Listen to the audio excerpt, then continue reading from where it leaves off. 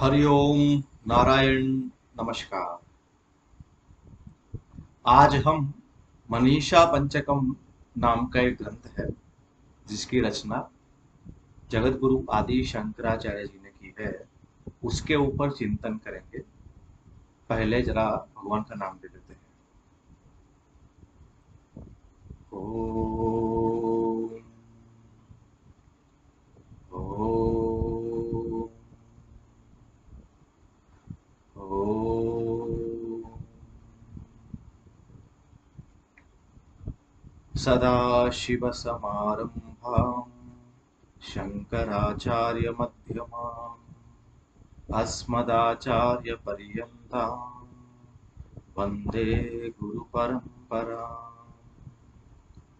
श्रुतिस्मृतिपुराणानाम् आलयं करुणालयं नमामि भगवत्पादं शङ्करं लोकशङ्करम्।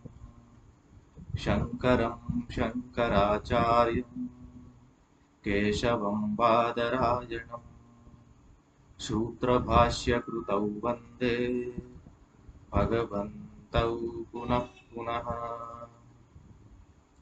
ईश्वरो गुरुरात्मेति मूर्तिभेदविभागिने व्योमवद्व्याप्तदेहाय दक्षिणामूर्तये नमः। नारायण। ओम श्री गुरुभ्यो नमः। तो सभी को विदित है कि आदि शंकराचार्य जी भारत के एक महान संत हो गए।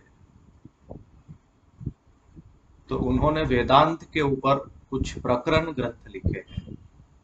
सभी लोगों को उपनिषद समझना कठिन हो सकता है, इसीलिए महापुरुषों ने समय समय पर उपनिषद में ही जो ब्रह्म विद्या की बात है उसको लेके साधारण जन समुदाय समझ पाए ऐसी भाषा में कुछ ग्रंथ लिखे हैं, उनको बोलते हैं प्रकरण ग्रंथ। जैसे कि विवेक चूड़ामणि, आत्मबोध, तत्वबोध, भज गोविंदम, ऐसे ही एक ग्रंथ है मनीषा पंचकम। तो इसकी रचना कैसे हुई? तो ये एक सत्य घटना है कि आज से 2500 साल पूर्व है, 500 बीसी में मानते हैं जन्म भगवान आदि शंकराचार्य जी का। उनको भगवान भाष्यकार जी भी बोलते हैं क्योंकि उन्होंने उपनिषदों गीता के ऊपर भाष्य लिखा। तो आज से 2500 साल पहले काशी में एक बार जगत गुरु आदि शंकराचार्य जी अर्थात भगवान भाष्यकार जी गंगा जी में स्नान करके काशी में बाहर निकले गंगा जी के। तो सामने से एक चांडाल आ गया। चांडाल मतलब जो कुत्ते को पका करके खाता है डॉग ईटर। तो भाष्यकार जी ने कहा, अरे दूर हट दूर हट। तो चांडाल ने कहा कि आप किसको किससे दूर करना चाहते हैं, आत्मा को आत्मा से या शरीर को शरीर से। इस तरह से जब उसने कहा तो भाष्यकार जी समझ गए कि ये तो शिव जी का अवतार है और मेरे मुख से कुछ वेदांत की बात सुनना चाहते हैं, इसीलिए ऐसा बोल रहे हैं। तो उसी क्षण भाष्यकार जी ने 5 श्लोक की रचना की, जिसके अंत में, सभी श्लोकों के अंत में क्या आता है, ऐसी मेरी मनीषा है, ऐसी मेरी बुद्धि है। इसीलिए इस ग्रंथ का नाम क्या पड़ गया, मनीषा पंचकम। तो बात ऐसी है कि जब भाष्यकार जी गंगा जी में से स्नान करके बाहर निकले तो सामने से एकदम ये चांडाल आ गया। अब कितने दिनों से वो नहाया नहीं होगा, गंदे कपड़े, तो कोई भी बोलेगा ना भाई थोड़ा दूर रहो। हम भी नहा के आते तो लोगों को बोलते ना भाई छुओ मत, एकदम से दूर रहो। व्यवहार में तो द्वैत होता ही है। और वो चांडाल था। चांडाल मतलब डॉग को खाने वाला। इसको, डॉग एक वफादार प्राणी है, जो उसका मालिक होता है उसके लिए वो प्राण भी दे सकता है, इसलिए डॉग को खाना अच्छा नहीं मानते। हमारे शास्त्रों में ऐसा कहा कि राजा की सभा में और मंदिर में डॉग को नहीं रखना चाहिए, है ना, उससे अपवित्रता फैलती है। हालांकि डॉग के अंदर भी भगवान है, परंतु व्यवहार में तो नियम का पालन करना ही होता है, क्योंकि भगवान की अभिव्यक्ति सब में एक समान नहीं होती है ना। तो अब आजकल बिल्डिंग में 1 BHK के फ्लैट में लोग बालकनी में डॉग को रख देते हैं, बेड में, अपने ही बेड पे सुलाते हैं तो उसको अच्छा नहीं मानते, है ना। उसके बाल वगैरह होते हैं, डिसीज हो सकते हैं, और उसके अलावा भी तामसिक शरीर को पास में क्यों रखने का है। डॉग के लिए भी अच्छा नहीं है, खुली हवा में उसको घूमना अच्छा लगता है, कहाँ उसको 1 BHK में बालकनी में रख देने का। और डॉग को खाना तो बिल्कुल अच्छा नहीं माना जाता जाता है। चाइना वगैरह के साइड लोग खाते हैं क्योंकि उनकी बुद्धि ही ऐसी है, लेकिन हमारे भारत में डॉग को जनरली लोग नहीं खाते हैं। तो डॉग को जो खाता है उसको क्या बोलते हैं, चांडाल, चंडाल, अथवा तो श्वपचः। श्व मतलब डॉग, पचः मतलब पका के खाने वाला। तो भाष्यकार ने कहा कि चांडाल को कह रहे दूर हट, दूर हट। उसने क्या कहा, भाष्यकार जी ने व्यावहारिक धरातल पे कहा।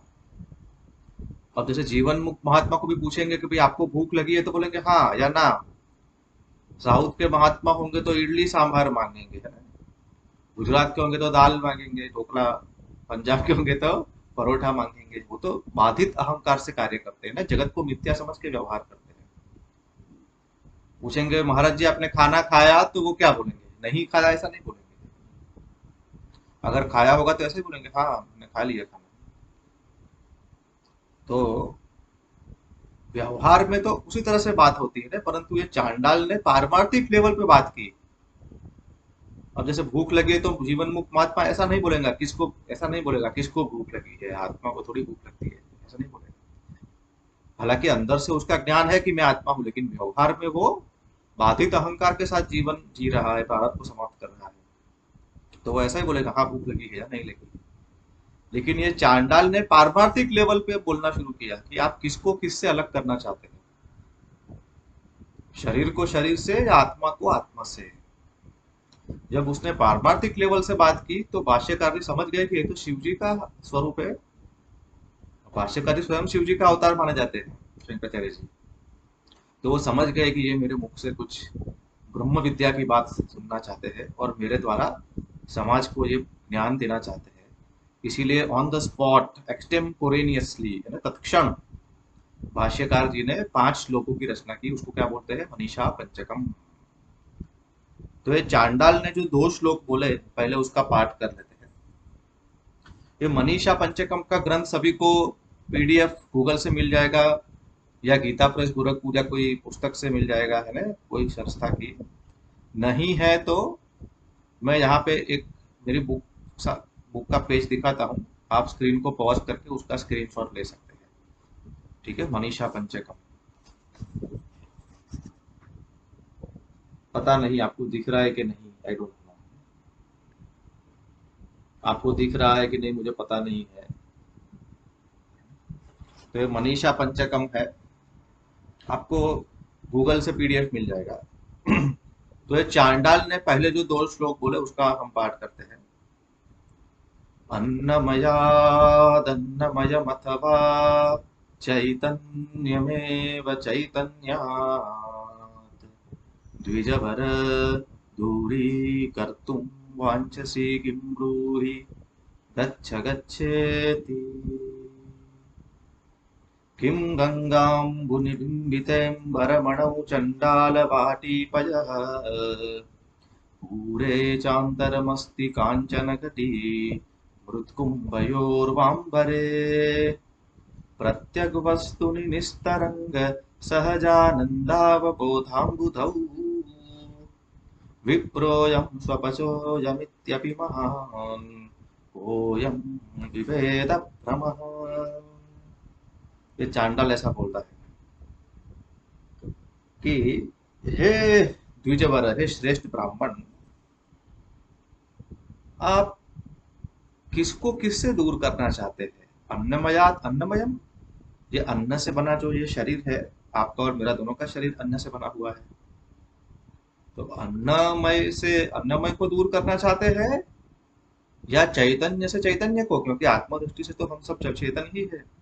आप किसको किससे दूर करना चाहते हैं, चेतन को चेतन से, कि ये अन्नमय कोश से दूर करना चाहते हैं।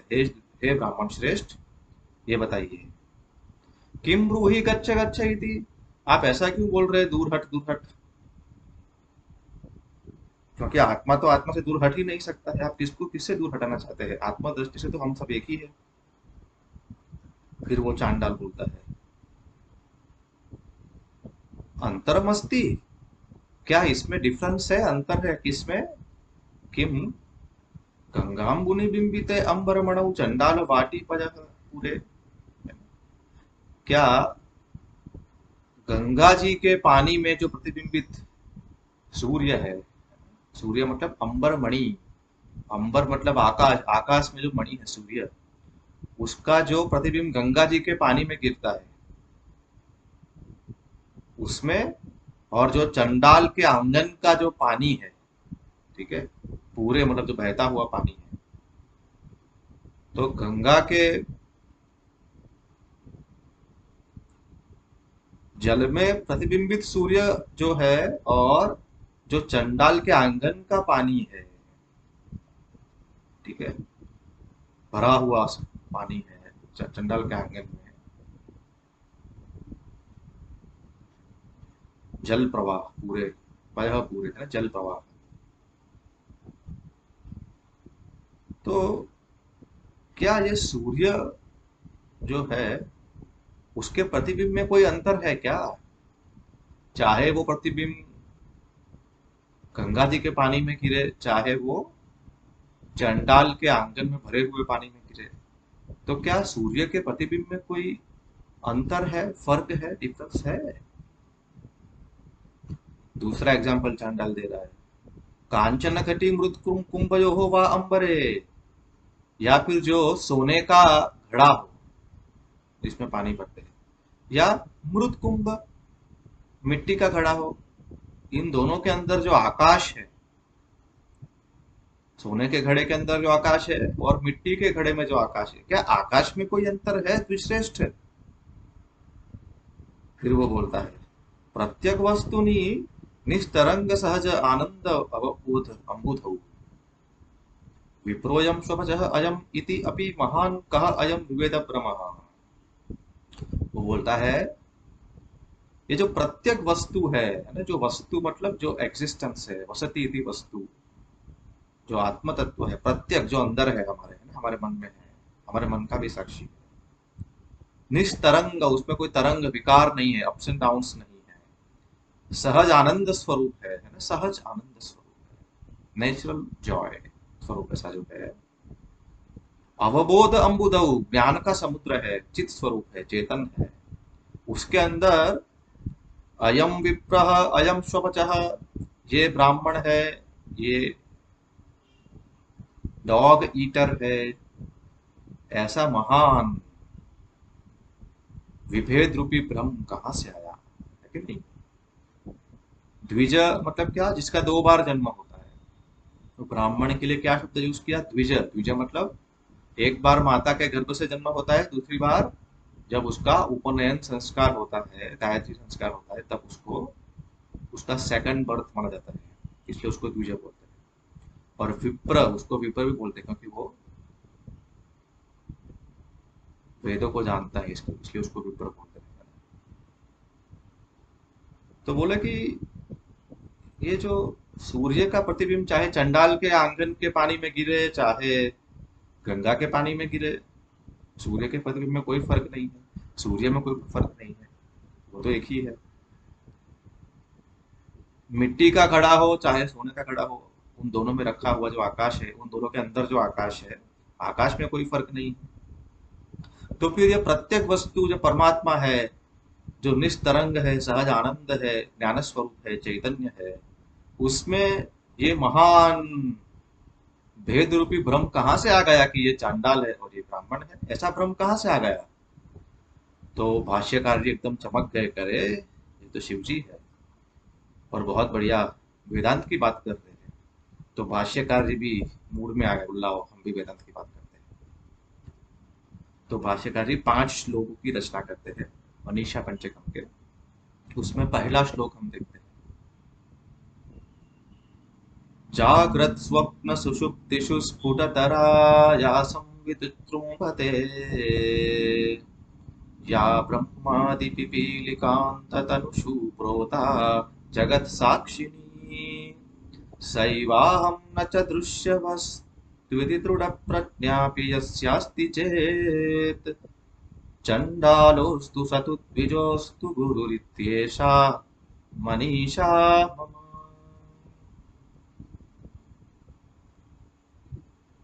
भाष्यकार जी बोलते हैं पहले श्लोक में कि या संवित उद्रुम्बते, जो संवित प्रकाशित हो रहा है, विस्तारित विस्तारित हो रहा है ना, जो संवित है। उद्रुम्बन, जो उद्रुम्बन मतलब फैलना, संवित मतलब चैतन्य ज्ञान स्वरूप। तो जो संवित, जो ज्ञान स्वरूप चेतन जो है, वो स्फुटतरा उद्रुम्बते, स्पष्ट रूप से। स्फुटतरा मतलब स्पष्ट रूप से, उद्रुम्बते प्रकाशित हो रहा है, विस्तारित हो रहा है। ठीक है। ऐसा जो संवित है,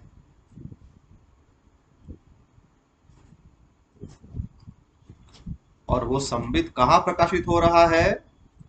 जागृत स्वप्न सुषुप्तिषु। जागृत स्वप्न और सुषुप्ति अवस्थाओं में जो चेतन प्रकाशित हो रहा है। जागृत अवस्था मतलब जिसमें हम हमारी इंद्रियों से जगत के विषयों को ग्रहण करते हैं, चलते हैं, बोलते हैं, खाते हैं, ये जागृत अवस्था है। स्वप्नावस्था क्या है सब लोग जानते हैं। और सुषुप्ति अवस्था क्या है? जब हम सो जाते हैं और हमें स्वप्न भी नहीं आते, तब हम कौन सी अवस्था में होते हैं? सुषुप्ति अवस्था में, डीप स्लीप स्टेट। स्वप्न मतलब ड्रीम स्टेट, और जागृत मतलब वेकिंग स्टेट। तो ये तीनों अवस्थाओं में, इन तीनों अवस्थाओं के साक्षी के रूप में, इन तीनों अवस्थाओं के अधिष्ठान रूप में कौन विद्यमान है? चेतन, चैतन्य आत्मा। उसके बिना क्या ये तीनों अवस्थाएं संभव है? नहीं। तो तीनों अवस्थाओं में स्पष्ट रूप से जो चेतन प्रकाशित हो रहा है, स्पष्ट रूप से, और जो ब्रह्मादि पिपीलिकांत तनुषु प्रोता, और ये चेतन कैसा है? संवित ब्रह्मा जी से लेके पिपीलिका, पिपीलिका मतलब चींटी, ब्रह्मा जी से लेके पेड़ पौधे, देवता, मनुष्य, राक्षस, अप्सरा, भूत प्रेत, पिशाच, पक्षी, चींटी तक के तनुषु, तनु मतलब शरीर, इन सभी के शरीरों में प्रोता, जो ओतप प्रोत है। जैसे क्लॉथ के अंदर, कपड़े में धागा ओतप प्रोत होता है ना, पिरोया हुआ, ऐसे जो परमात्मा है, जो चेतन है, वो ब्रह्मा जी से लेके चींटी के शरीरों में ओतप्रोत है, व्यापक है। और वो कैसा है? जगत साक्षिणी, जगत का साक्षी है, सभी के मन को वो जानता है, जगत साक्षी है। ऐसा जो चेतन है, स एव अहम, वो ही मैं हूँ। ठीक है। यहाँ संवित स्त्रीलिंग है, सा एव अहम, वो चैतन्य, वो संवित मैं ही हूँ। न च दृश्य वस्तु, ये जो दृश्य पदार्थ है, हमारा मन, शरीर, बाहर का जगत, सूर्य, चंद्र, नक्षत्र, ये सब दृश्य वस्तु है, वो मैं नहीं हूं, मैं तो वो संवित हूं।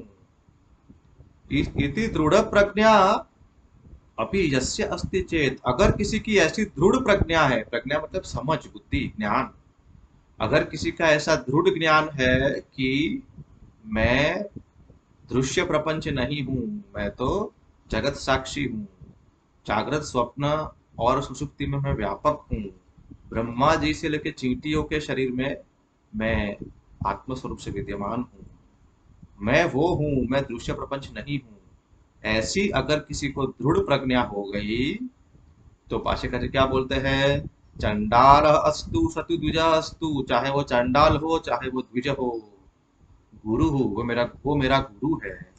इति ऐशा मम मनीषा, ऐसी मेरी ये मनीषा है। मनीषा मतलब बुद्धि, जो मन का ईशन करती है, मन का शासन करती है। बुद्धि क्या करती है? मन का शासन करती है ना, इसलिए उसको बुद्धि को क्या बोलते हैं? मनीषा। मन बोलता है कि ये करना है, बुद्धि क्या बोलते है? नहीं करना।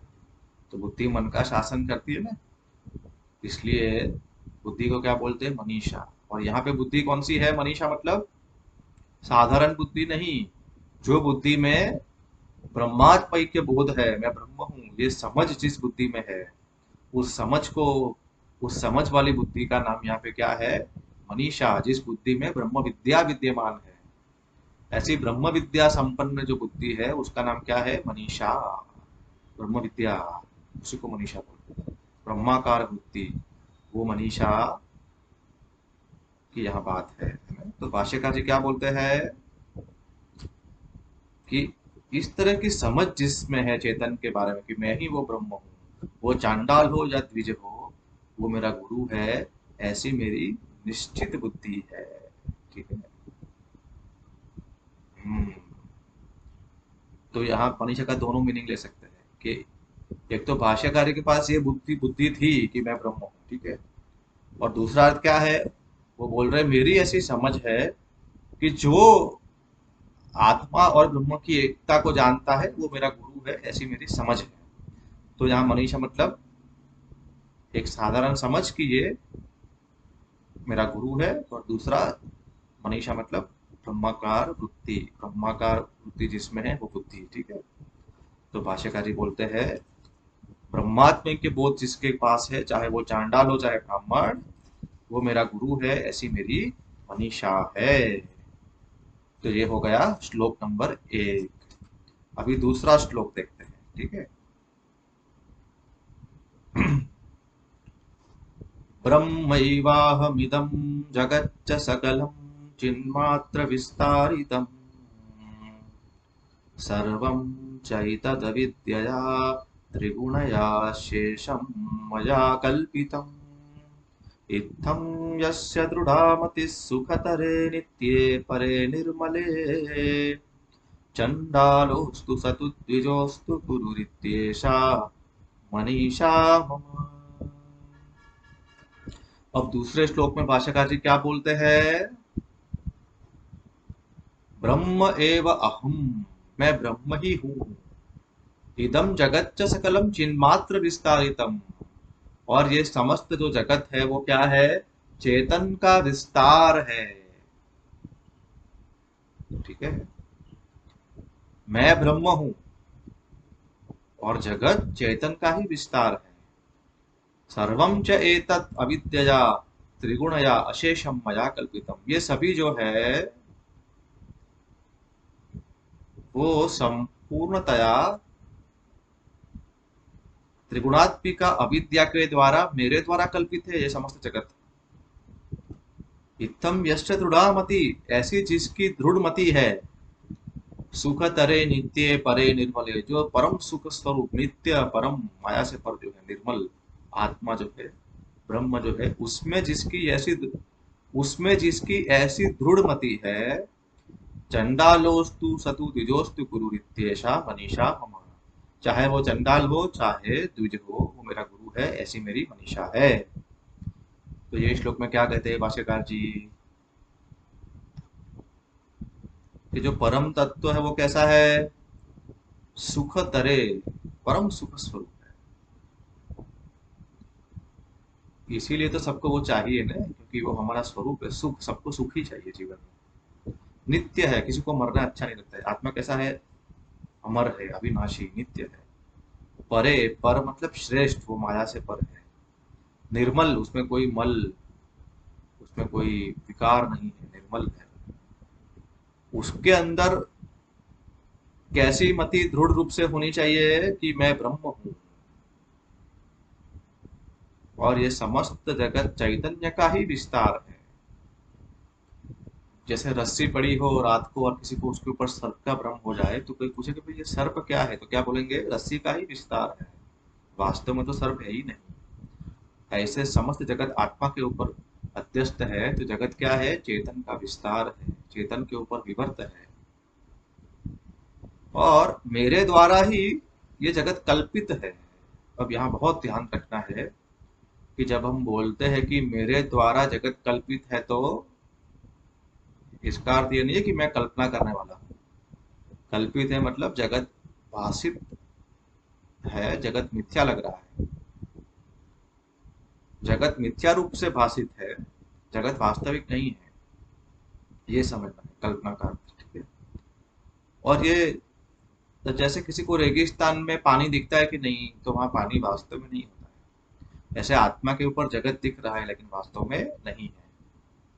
तो ये जगत क्यों दिखा? बोले अविद्या के कारण दिखा, माया के कारण दिखा। और ये माया कैसी है? त्रिगुणात्मिका है। सत्व, रजस और तमस। तमस ने क्या किया? ब्रह्म को ढक दिया, आवरण। सत्व ने क्या किया? कुछ ज्ञान दिया, लेकिन रजोगुण ने क्या किया? उल्टा ज्ञान कर दिया है। जो आत्मा था उसकी जगह पे रजोगुण ने क्या दिखाया? ये जगत है। रजोगुण में क्रिया है, ज्ञान नहीं है। ज्ञान के लिए सत्व गुण चाहिए, ठीक है। लेकिन ज्ञान हो रहा है, जगत है, इसलिए सत्वगुण तो है, लेकिन उल्टा ज्ञान हो रहा है, इसके पीछे कौन कारण है? रजोगुण। और ब्रह्म को नहीं जाना, उसके पीछे कौन कारण है? तमोगुण। तो ये सत्व, रजस और तमस, ये तीनों गुण को मिलकर, ये तीनों गुणात्मिका जो अविद्या है, उसके द्वारा क्या हुआ? ये जगत मिथ्या रूप से मुझे दिख रहा है। अविद्या क्या है? कोई चीज नहीं है, वास्तविक है कि नहीं? विद्या का अभाव ही अविद्या है। आत्मा को नहीं जाना, इसके कारण क्या हुआ? ये अविद्या ने क्या किया? आत्मा के ऊपर जगत को दिखा दिया। जैसे रेगिस्तान में क्या दिख जाता है? पानी। पानी होता ही नहीं है। रस्सी के ऊपर सर्प दिख जाता है, सर्प होता ही नहीं है। ऐसे अविद्या के कारण ब्रह्म के ऊपर जगत दिख गया। लेकिन जिसकी ये मति है कि जगत मिथ्या है, अविद्या के कारण बाधित हो रहा है, और मैं तो ब्रह्म हूँ, जगत तो चैतन्य का ही विस्तार है, वास्तव में नाम रूपात्मक जगत है ही नहीं, ब्रह्म ही है। इत्थम यश्च दुरामति, परे, उस परम तत्व में जिसकी ऐसी दृढ़ मति है, चाहे वो चांडाल हो चाहे ब्राह्मण, वो मेरा गुरु है, ऐसी मेरी मनीषा है, भाष्यकार जी बोलते हैं। तो ये हो गया श्लोक नंबर 2। अब देखते हैं श्लोक नंबर 3। 5 श्लोक है, अभी तीसरे पे आ गए, ठीक है। शश्वन्नश्वरमेव विश्वमखिलं निश्चित्य वाचा गुरोः नित्यं ब्रह्म निरन्तरं विमृशता निर्व्याज शान्तात्मना भूतं भावि च दुष्कृतं प्रदहता संविन्मये पावके प्रारब्धाय समर्पितं स्वपपुरित्येषा मनीषा मम।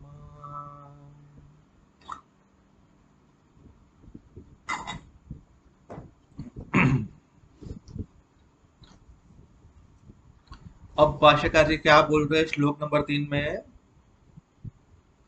गुरु हो वाचा निश्चित्य, अब वो श्रवण कर रहा है, गुरु मुख से शास्त्रों का श्रवण कर रहा है, ठीक है।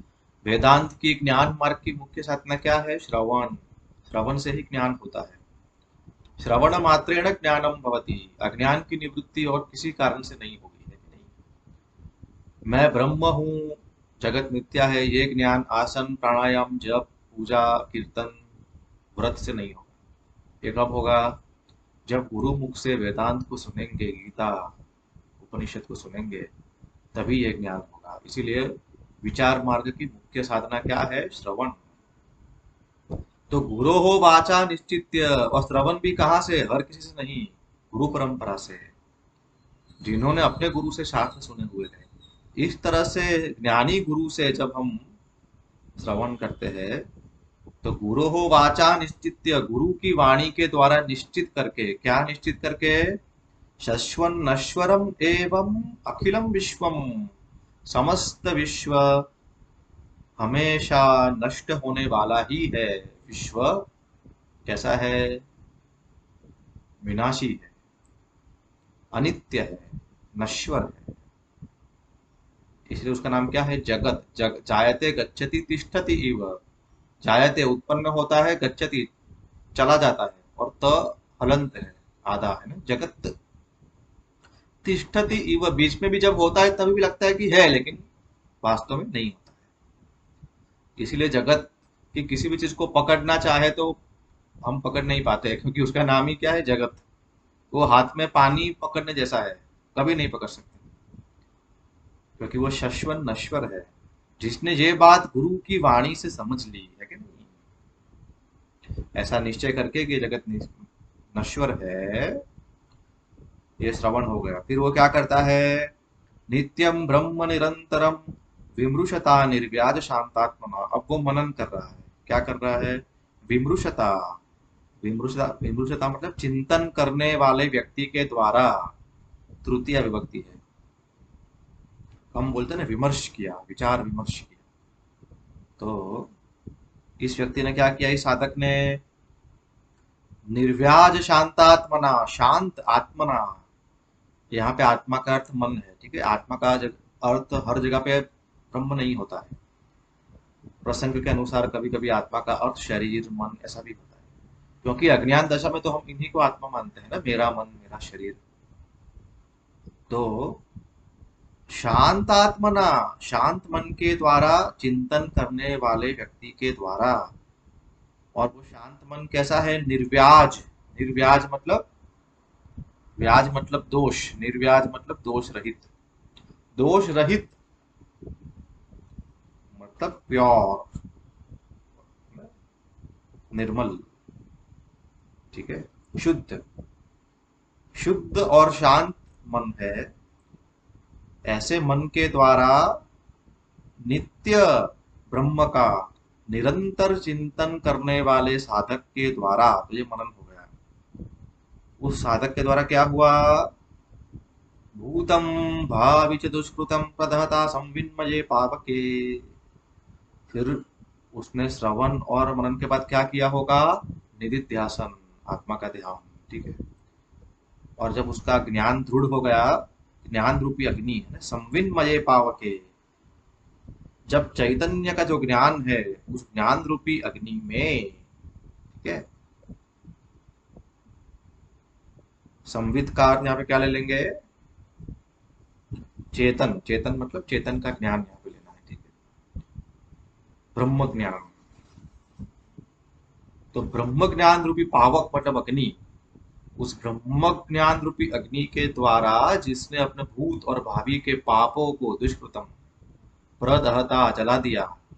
अगेन तृतीय विभक्ति, ऐसे प्रदहता, ऐसे जलाने वाले, पापों को जलाने वाले व्यक्ति के द्वारा प्रारब्धाय समर्पितम स्ववपु, उसके द्वारा स्ववपु अपना शरीर प्रारब्ध को समर्पित हो जाता है। समर्पितम भवती समझ लेना है, अद्याहारी बोलते हैं, लिखा नहीं लेकिन समझ लेना है। ऐसे व्यक्ति के द्वारा अपना शरीर प्रारब्ध को समर्पित हो जाता है।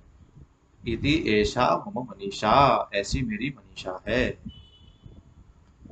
तो ये श्लोक में भाष्यकार जी क्या बोल रहे हैं कि विचार मार्ग में पहला स्टेप क्या है, श्रवण।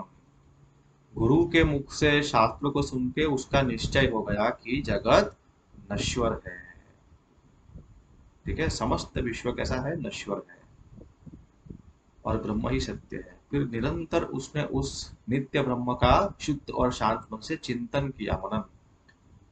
मनन के बाद क्या किया, निधिध्यासन। और जब उसका ब्रह्म ज्ञान दृढ़ हो गया, तो वो ज्ञान रूपी अग्नि में उसके संचित कर्म, आगामी कर्म सब जल गए। यहाँ पाप में पुण्य भी समझ लेना है, क्योंकि पुण्य भी अगला जन्म देता है ना, जन्म में हेतु है। इसलिए यहाँ पे पुण्य और पाप दोनों को पाप कह दिया, दुष्कृतम। तो जब ज्ञान होता है तो क्या होता है, हमारे पूर्व जन्मों के जो संचित कर्म है, अनंत कोटि जन्मों के, वो भस्म हो जाते हैं। और जो ज्ञान के बाद वाले कर्म है आगामी ज्ञानी के, वो किसको मिलते हैं, जो ज्ञानी की प्रशंसा करते हैं, सेवा करते हैं, स्तुति करते हैं, उनको ज्ञानी के पुण्य मिल जाते हैं। जो ज्ञानी की निंदा करते हैं, उनको सताते हैं, उनको ज्ञानी के आगामी पाप मिल जाते हैं। और प्रारब्ध तो ज्ञानी की दृष्टि में मिथ्या ही हो गया, लेकिन जगत के लोगों को लगता है कि देखो ये ज्ञानी महात्मा का शरीर चल रहा है कि नहीं, वो बीमार हो गए, वो स्वस्थ है, वो इतने साल जिए। ज्ञानी की दृष्टि में प्रारब्ध नहीं है, लेकिन जगत के लोगों को प्रारब्ध दिखता है। तो ज्ञानी क्या करता है, अपना शरीर प्रारब्ध के अनुसार उसको चलने देता है। प्रारब्धाज समर्पितम स्ववपुः, उसको जीवन मुक्त बोलते हैं। और जब उसका शरीर भी शांत हो जाएगा तो उसको क्या बोलेंगे, विदेह मुक्त। वो तो ब्रह्म स्वरूप ही हो गया था जब जिंदा था, तभी जब उसका शरीर था उसी समय वो ब्रह्म स्वरूप था। लेकिन लोगों को लगता था कि ये जीवन मुक्त है। जब शरीर शांत हो गया तब लोगों को लगता है कि ये विदेह मुक्त है। वास्तव में तो जैसे ही उसको ज्ञान हो गया, वो अपने आप को ब्रह्म समझ गया। ठीक है, फिर ना उसको जीवन मुक्त बोल सकते हैं ना विदेह मुक्त उसकी दृष्टि से। लेकिन जगत के लोगों को लगता है कि ये महात्मा जी का प्रारब्ध चल रहा है। प्रारब्धाय समर्पितम स्वभु, ऐसी मेरी मनीषा है। इत्येषा मनीषा मम। अब देखते हैं श्लोक नंबर 4। या तिर्यं नरदेवता विरहमित्यन्तः गृह्यते यद्भासारुदयाक्षदेहविषया भान्ति स्वतो चेतनाः तां भास्यैः तार्कमण्डलनिभां स्फूर्तिं सदा भावयन् योगी निर्वृतमानसो हि गुरुरित्येषा मनीषा मम। अब भाष्यकार जी क्या बोलते हैं? योगी, जो योगी है, जो महापुरुष ने ब्रह्म को जान लिया है। योग मतलब साधन भी और साध्य भी। जिसने साध्य पा लिया है उसको भी योगी बोलते हैं। वो कैसा है? निर्वृत मानस। निर्वृत धातु है संस्कृत में। निर्वृत मतलब तृप्ति। मानस सुख स्वरूप आत्मा को जानने से उसका मन कैसा होगा? संतृप्त, तृप्त, ब्लिस में है उसका मन, है कि नहीं? आनंद में है। ऐसा तृप्त मन वाला जो योगी है ही वास्तव में, इंडीड, वास्तव में वो गुरु है। ऐशा मम मनीषा, ये मेरी मनीषा है। ठीक है, तो उसका मन तृप्त कैसे हो गया? तो बोले सदा स्फूर्तिम भावयम, हमेशा वो स्फूर्ति का चिंतन करता है। स्फूर्ति मतलब चैतन्य जो स्फुरित होता है, ज्ञान स्वरूप। और वो चेतन कैसा है? या तिर्यक नर देवता भी अहम इति अंतः स्फुटा गृह्यते। ये जो चेतन है वो तिर्यक मतलब जिसकी पीठ जमीन को समांतर होती है, पैरेलल। जैसे कि डोंकी, डॉग, गाय, जिसका पीठ शरीर के समांतर होता है उसको तिर्यक क्यों नहीं बोलते? तो जो तिर्यक नर मतलब मनुष्य और देवता, इन सभी को, इन सभी के द्वारा अंतः मन में अहम इति स्फुटा गृह्यते, अहम मैं, इस तरह से स्फुटा मतलब स्पष्ट रूप से ग्रहण होता है। ठीक है, चाहे देवता हो, चाहे पशु पक्षी हो, चाहे नर हो, सभी को स्पष्ट रूप से मालूम पड़ता है ना कि मैं हूं, मैं। ये जो मैं है वो कौन है? वो चेतन है, स्फूर्ति है। यद भाषा, उस चेतन के प्रकाश से स्वतः अचेतनाः विषयाः भान्ति, स्वयं जो अचेतन है, स्वयं जो जड़ है, ऐसे विषय प्रकाशित होते हैं। वो विषय कौन से है? हृदयाक्ष देह विषया, हमारा मन, हृदय, अक्ष मतलब इंद्रिया। यहाँ पे अक्ष मतलब गोलक नहीं लेना है, इंद्रिय लेना है, सूक्ष्म शरीर। देह मतलब स्थूल शरीर, विषया मतलब जो बाहर के विषय है, शब्द स्पर्श रूप रस। तो जिस चेतन के प्रकाश से मन, इंद्रिय, शरीर और बाहर के विषय प्रकाशित होते हैं, स्वयं जड़ है ये विषय, अचेतना, स्वतः जड़ होने के बावजूद जिसके प्रकाश से ये विषय प्रकाशित होते हैं, उस स्फूर्तिम सदा भावजन, उस स्फूर्ति का सदा चिंतन करता हुआ। भावजन मतलब सन्नंत बोलते हैं संस्कृत में, प्रेजेंट कंटिन्यूअस, वो क्रिया हो रही है। उस स्फूर्ति का सदा ध्यान करता हुआ जो योगी है, तृप्त मन वाला, वो मेरा गुरु है। ठीक है, और ये स्फूर्ति कैसी है? तो बोले ढकी हुई है। जैसे सूर्य मंडल होता है, अर्क मंडल निभाम, अर्क मतलब सूर्य, मंडल मतलब गोल। जो सूर्य का जो गोल जो होता है ना, क्या बोलेंगे उसको, सूर्य मंडल, है कि नहीं? निभाम मतलब उसकी तरह, लाइक दैट। पिहित मतलब ढका हुआ।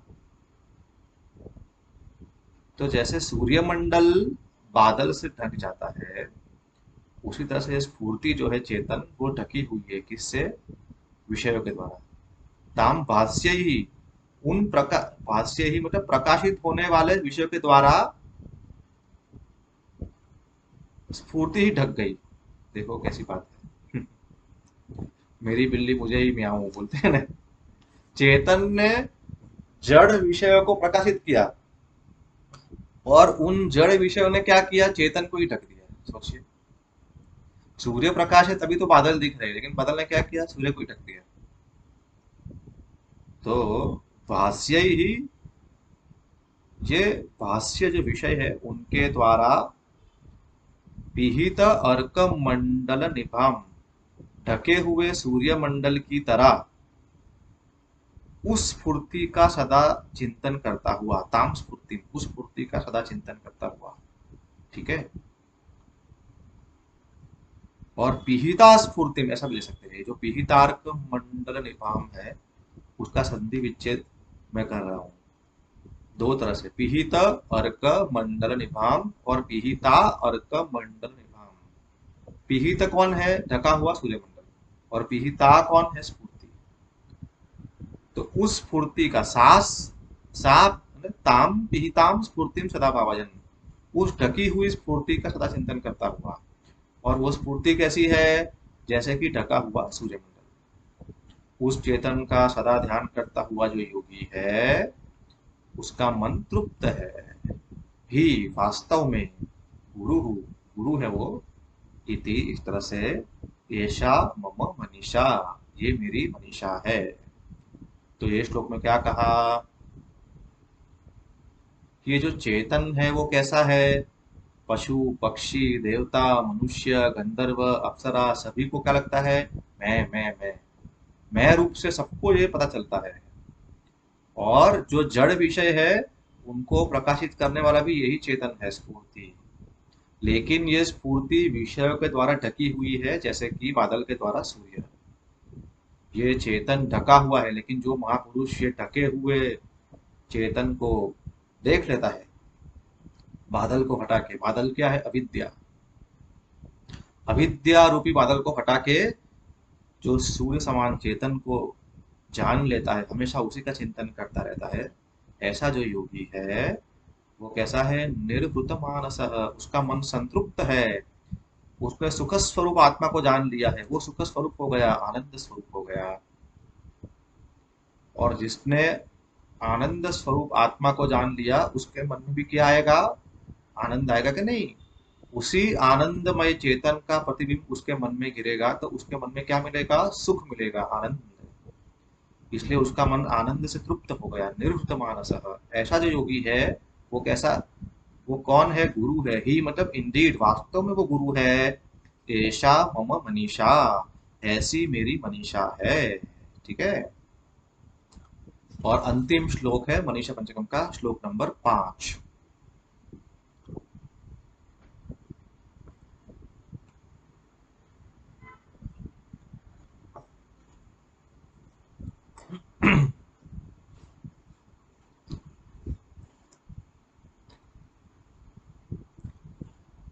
यत् सौख्याम्बुधिलेशलेशत इमे चक्रादयो निर्वृता, यच्चित्ते नितरां प्रशान्तकलने लब्ध्वा मुनिर्निर्वृतः, यस्मिन्नित्यसुखाम्बुधौ गलितधि ब्रह्मैव न ब्रह्मवित्, यः कश्चित् स सुरेन्द्रवन्दितपदो नूनं मनीषा मम। अभी भाष्यकार जी क्या बोलते हैं? बहुत सुंदर श्लोक है ये, कि ये जो आत्मा है वो कैसा है? सुख का समुद्र है, ओशियन ऑफ ब्लिस। हमारी जो यूट्यूब और व्हाट्सएप चैनल है उसका नाम क्या है? आदित्य वाहिनी the ocean of bliss. Ocean of bliss मतलब सुख का अम्बुधि, अम्बुधि मतलब समुद्र, सुख मतलब ब्लिस, जॉय, आनंद। जिस आनंद के समुद्र के लेश लेशतः, लेश मतलब थोड़ा सा एक अंश, पार्टिकल, लेश लेशतः, पार्टिकल के भी बहुत टुकड़े करके छोटा सा एक कण ले लीजिए। मान लो कि समुद्र में से एक ड्रॉप ले लिया और फिर उस ड्रॉप के भी टुकड़े करते जाओ और छोटा सा जो एक कण मिलेगा, है ना, एकदम माइन्यूट, है ना। तो वो सुखाम बुद्धि जो आनंद का समुद्र है, जिस आनंद के समुद्र के अंश के भी अंश से इमे शक्रादय निर्वृता, ये शक्रादि, शक्र मतलब इंद्र, इंद्रादि देवता मनुष्य सभी निर्वृता तृप्त हो जाते हैं। यच्चित्ते नितराम प्रशांत कलने लब्ध्वा मुनिर्निर्वृतः, और नितराम प्रशांत कलने चित्ते, है ना, हमेशा नितराम प्रशांत कलन, कलन मतलब, कलन मतलब यहाँ पे ले लेंगे एक प्रकार का उपद्रव, है ना। प्रशांत कलने मतलब क्या, जिसके मन में बिल्कुल उपद्रव नहीं है, दोष नहीं है। कलन मतलब दोष रहित, निरुपद्रवी, शांत चित्त में। और ऐसा चिंत, उसका चित्त प्रशांत कभी कभी नहीं रहता है, हमेशा हमेशा प्रशांत और निरुपद्रव चित्त में, यत लब्ध्वा, जिस सुख को प्राप्त करके, मुनि ही निर्वृतः भवति, मुनि कैसा हो जाता है, तृप्त हो जाता है। यस्मिन् नित्य सुखाम्बुधौ गलित ही, जिस नित्य सुखाम्बुधि के अंदर बुद्धि जिसकी गल गई है, पिघल गई है, बाधित हो गई है, वो ब्रह्म ही है, ब्रह्म एव न ब्रह्मवित्, वो ब्रह्म को जानने वाला नहीं रहता है, वो ब्रह्म ही हो जाता है। यह कष्टित सह सुरेंद्र वंदित पदः, वो जो कोई भी हो, चाहे चंडाल हो, चाहे ब्राह्मण हो, चाहे स्त्री हो, चाहे पुरुष हो, चाहे देवता हो, चाहे मनुष्य हो, सुरेंद्र वंदित पदः, सुरेंद्र मतलब देवताओं का जो देवताओं का जो राजा है इंद्र, उनके द्वारा ऐसे महापुरुष के जो चरण है, पदः, वो वंदित है। इंद्रादि देवता भी ऐसे महापुरुष को प्रणाम करते हैं, ठीक है। नूनम, वास्तव में ऐसा ही है, निश्चित रूप से ऐसा है। नूनम मम मनीषा, ऐसी मेरी निश्चित मनीषा है, वास्तव में ये मेरी मनीषा है, ऐसी मेरी दृढ़ मनीषा है, दृढ़ बुद्धि है, दृढ़ समझ है, ठीक है। तो ये श्लोक में क्या कह रहे हैं कि जो आनंद समुद्र है ब्रह्म, उसमें अनंत आनंद है, ठीक है। उसमें से थोड़ा सा एक पार्टिकल ले लिया, बिंदु, और वो एक बिंदु के भी अनेक टुकड़े करते गए, और छोटा सा एक कण अगर डिस्ट्रीब्यूट कर दे, किसमें डिस्ट्रीब्यूट करे, इंद्र से लेके देवता, मनुष्य, गंधर्व, किन्नर, भूत प्रेत, पशु पक्षी, चींटियां, सभी में, तो वो छोटे से कण से ही ये सभी तृप्त हो जाते हैं। तो सोचिए कि ये छोटा सा कण जिस महासमुद्र का हिस्सा है, तो वो महासमुद्र में कितना आनंद होगा, ये सोचने वाली बात है। अनंत आनंद है कि नहीं। कभी कभी स्वामियों का नाम ऐसा होता है ना, स्वामी अनंत आनंद। ये आनंद कैसा है, अनंत। इसीलिए इस आनंद की खोज में जो जाते हैं वो मूर्ख नहीं है। लोग क्या सोचते हैं, अरे इन लोगों ने जगत का सुख छोड़ दिया, महामूर्ख है। अरे मूर्ख नहीं है, इन लोगों ने अनंत आनंद की खोज में, ये लोग ने दुनिया का सुख छोड़ा है। तो दुनिया का सुख लिमिटेड है, तो अनलिमिटेड सुख के लिए लिमिटेड सुख को छोड़ा है। मूर्ख नहीं है वो लोग, बहुत बुद्धिशाली लोग हैं, ठीक है। तो वो महासागर जो है आनंद का, उसके अंश के भी अंश से इंद्रादि देवता, शक्र मतलब इंद्र, ये सभी देवता, मनुष्य, गंधर्व सब तृप्त हो जाते हैं। और हमेशा प्रशांत और निरुपद्रव चित्त में जिस परमात्मा का आनंद प्राप्त करके मुनि तृप्त हो जाता है, जिस नित्य सुखाम बुद्धि में जिसकी बुद्धि गल गई है, पिघल गई है, जिसकी बुद्धि बाधित हो गई है, वो ब्रह्म ही है, ब्रह्मविद नहीं रहता है। ये मुंडक उपनिषद में आता है कि जो ब्रह्मविद है वो ब्रह्मविद भवति, है कि नहीं। जो ब्रह्म को जानने वाला है, फिर उसके अंदर ये अभिमान नहीं रहता कि मैं अलग हूँ, ब्रह्म अलग है, और मैं ब्रह्म को जानने वाला हूँ, ऐसा जीव भाव नहीं रहता है। वो ब्रह्म स्वरूप ही हो जाता है। जगत की दृष्टि में बोलते हैं ना, ये तो ब्रह्म ज्ञानी महापुरुष है, उसकी दृष्टि में वो ब्रह्म ज्ञानी नहीं रहता है, वो कौन हो जाता है, ब्रह्म ही रहता है, ठीक है। तो यहाँ भाष्यकार जी यही बोलते हैं, ब्रह्म एव न ब्रह्मविद, वो ब्रह्म ही है, ब्रह्मविद नहीं है। यह कश्चित, वो जो कोई भी हो, सह, वो कौन है, सुरेंद्र वंदित पद, इंद्र के द्वारा जिसके पद वंदित है, आहा, ऐसी मेरी निश्चित मनीषा है, नूनम मनीषा मम, ठीक है। इसीलिए बोलते हैं कि जो ब्रह्म ज्ञानी है उसकी माता कृतार्थ हो गई, क्योंकि उसने ऐसे बच्चे को जन्म दिया जिसने ब्रह्म को जान लिया।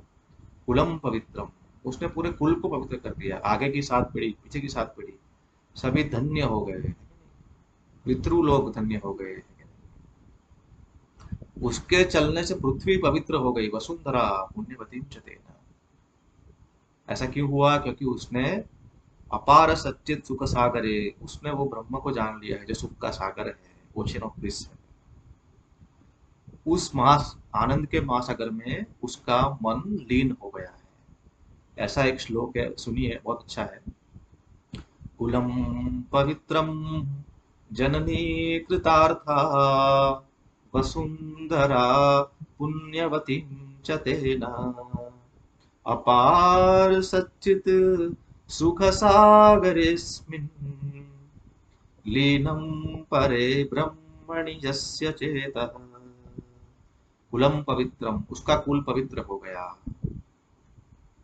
जननी कृतार्था, जननी कृतार्थ हो गई, जननी ने अपना कार्य कर दिया है। भगवान शंकर जी ने क्या किया, उनकी माता को वैकुंठ दे दिया है। जब माता का अंत काल आया तो माता ने बोला कि अब मैं जा रही हूँ, तो भाष्यकार जी ने शिवदूतों को बुलाया, तो शिवदूतों को देख के वो डर गई, वो विष्णु भक्त थी। तो भाष्यकार जी ने बोला आप लोग जाइए, फिर उन्होंने किसको बुलाया, वैकुंठ से विष्णु दूतों को बुलाया, और माता को कौन सी गति दे दी, जो बड़े बड़े योगियों को भी दुर्लभ है, वैकुंठ ब्रह्म लोक दे दिया, सत्य लोक है कि नहीं। तो ब्रह्म ज्ञानी महात्मा को जन्म देने वाली माता भी कृतार्थ है, जननी कृतार्था। हमारे यहाँ ऐसा बोलते हैं कि ब्रह्मनिष्ठ भी हो गया तो सामने माता आ जाए तो प्रणाम करना पड़ेगा, है कि नहीं, माता का ऐसा स्थान है। वसुंधरा पुण्यवतीम च तेन, ऐसे महापुरुष के चलने से पृथ्वी पुण्यवती हो गई, धन्य हो गई। ये भारत भूमि में ऐसे महापुरुष चलते रहते हैं अनादिकाल से, इसीलिए भारत भूमि ग्रेट है कि नहीं, क्योंकि इसमें महापुरुष जन्म लेते हैं और विचरण करते हैं, पास्ट भी किए हुए हैं, अभी भी कर रहे हैं, आगे भी करेंगे। यहाँ भगवान भी अवतार लेते हैं, इसलिए भारत भूमि श्रेष्ठ है, मेरा भारत महान। तो ऐसे सुख के महासागर में जिसकी बुद्धि पिघल गई, बाधित हो गई, वो ब्रह्म ही है, ब्रह्मविद नहीं है। और देवता जो है, उनके राजा इंद्र भी उनकी पूजा करते हैं, प्रणाम करते हैं। ऐसी मेरी मनीषा है। अब ये श्लोक का एक गहन अर्थ है, वो ये है कि जो पहली लाइन है उसमें ये समझना है कि कुछ लोग परिस्थिति के ऊपर निर्भर रहते हैं कि मैं इंद्र बन जाऊं, स्वर्ग में चला जाऊं, या पृथ्वी लोक तो भी मेरे को ये जॉब मिले, मेरे को ये पड़ोसी मिले, मेरे को ये परिस्थिति मिले, ये घर मिले। वो लोग, उनके सुख का कारण क्या होता है, परिस्थिति। उससे आगे कुछ लोग बढ़ जाते हैं, वो क्या करते हैं, परिस्थिति कैसी भी हो अपने मन को स्टेडी रखते हैं, मनस्थिति को स्टेडी रखते हैं, बार बार परिस्थिति को चेंज नहीं करते, अपने मन को स्थिर रखते हैं। तो ये मनस परिस्थिति वाली बात पहले श्लोक में कही गई, मनस्थितिवाद वाली बात दूसरे श्लोक में कही गई। ये थोड़ा गहन अर्थ है, ठीक है, ये श्लोक का।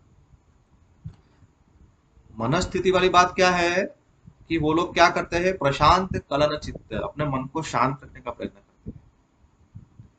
इसीलिए हिमालय की गुफा में चले जाते हैं, एकांत में जाते हैं। क्यों? क्योंकि मन की शांति कहीं चली ना जाए, ठीक है। तो वो लोग परिस्थिति के ऊपर तो डिपेंडेंट नहीं है, परंतु वो लोग किसके ऊपर डिपेंडेंट है, मनस्थिति के ऊपर।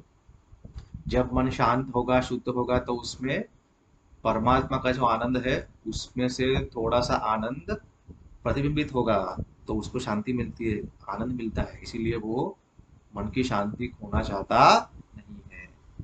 तो पहली लाइन में परिस्थिति के ऊपर डिपेंडेंट आदमी है साधक, दूसरी लाइन में मनस्थिति के ऊपर डिपेंडेंट साधक है, लेकिन तीसरी लाइन में जो है वो सिद्ध है, साधक नहीं है, क्योंकि वो न परिस्थिति में है न मनस्थिति में है, वो तो स्वस्थिति में है, क्योंकि उसकी बुद्धि गलित थी। सुखाम बुधऊ, उसकी बुद्धि आनंद के समुद्र में पिघल गई, ज्ञान से उसकी बुद्धि बाधित हो गई। इसलिए परिस्थिति कैसी भी हो, मनस्थिति कैसी भी हो, चाहे वो समाधि में हो, चाहे वो व्यवहार में हो, चाहे वो महल में हो, चाहे वो झुपड़पट्टी में हो, वो हमेशा स्वस्थिति में रहता है। उसकी बुद्धि आनंद के समुद्र में पिघल गई, बाधित हो गई, तो ये सिद्ध है। ठीक है, तो पहली लाइन में परिस्थिति, दूसरी लाइन में मनस्थिति, और तीसरी लाइन में स्वस्थिति, और अंतिम लाइन में क्या कहा, यह कश्चित स सुरेंद्र वंदित पदः, ऐसा जो कोई भी है, जो सिद्ध हो गया, जिसने आत्मा को जान लिया, जिसकी बुद्धि सुखाम बुद्धि में पिघल गई, वो कोई भी हो, उसके चरण की वंदना स्वयं इंद्र करते हैं, देवराज इंद्र। ऐसी मेरी निश्चित मनीषा है। ठीक है, तो ये ईश्वर की कृपा से मनीषा पंचकम का चिंतन हुआ। एक बार पूरा पाठ कर लेते हैं पूरे मनीषा पंचकम का। ठीक है, अन्नमयादन्नमयमथवा चैतन्यमेव चैतन्यात् द्विजवरत् दूरीकर्तुं वाञ्छसि किं ब्रूहि, गच्छ गच्छेति। किं गङ्गाम्बुनिबिम्बितेऽम्बरमणौ चण्डालवाटीपयः, पूरे चान्तरमस्ति काञ्चनघटी मृत्कुम्भयोर्वाम्बरे। प्रत्यग्वस्तुनि निस्तरङ्गसहजानन्दावबोधाम्बुधौ, विप्रोऽयं स्वपचोऽयमित्यपि महान्, कोऽयं विभेदभ्रमः। जाग्रत्स्वप्नसुषुप्तिषु स्फुटधराया संविदुजृम्भते, या ब्रह्मादिपिपीलिकान्ततनुषु प्रोता जगत्साक्षिणी, सैवाहं न च दृश्यवस्त्विति दृढप्रज्ञापि यस्यास्ति चेत्, चण्डालोऽस्तु स तु द्विजोऽस्तु गुरुरित्येषा मनीषा मम।